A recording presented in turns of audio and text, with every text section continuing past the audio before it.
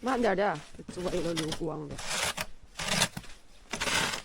又下雪了，朋友们，多黑下的，这都清完雪了，水冻的也得清清。一会儿我要洗衣服了。